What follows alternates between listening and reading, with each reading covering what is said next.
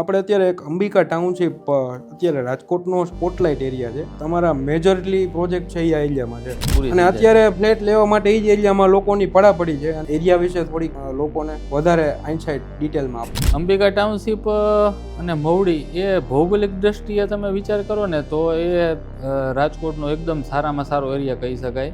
બીજા નંબરમાં કે અહીંયાથી જે પણ લોકો ગોંડલ, જેતપુર, ધોરાજી, પોરબંદર કે જે આ બાજુની બીજી પટ્ટીના બધા જે ગામડાઓ છે કે જે તાલુકા પ્લેસીસ છે એ લોકોને અહીંયા આવવા જવા માટે એકદમ વ્હીકલથી માંડી ટ્રાન્સપોર્ટેશન આ બધી વસ્તુ એને એકદમ સરળતાથી મળી જતી હતી. અને અંબિકા ટાઉનશીપની અંદર અમે ઘણા બધા પ્રોજેક્ટ્સ કર્યા અને અમે સફળ બી રહ્યા. નવો એરિયો હોવાને કારણે એના રોડ રસ્તા, એનું ઇન્ફ્રાસ્ટ્રક્ચર, જે વેન્ટિલેશન મેં તમને કીધું એમ ખાસ તો મોટા રોડ રસ્તા હોવાને કારણે દરેક ફ્લેટ્સ કે પ્રોજેક્ટમાં પૂરતી હવા ઉજાસ નહીં રહ્યા છે.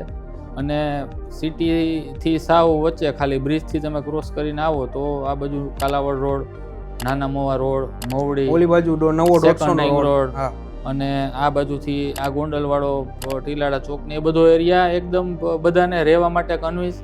આ એરિયામાં અમને ગ્રોથ પણ સારો મળ્યો છે અને આ એરિયાએ સિટી ગ્રુપને ખરું નામ અપાવ્યું છે. એટલે તમને આ એરિયા આમ કહીએ તો ફળી ગયો છે પૂરેપૂરી રીતે. હા, ચોક્કસ.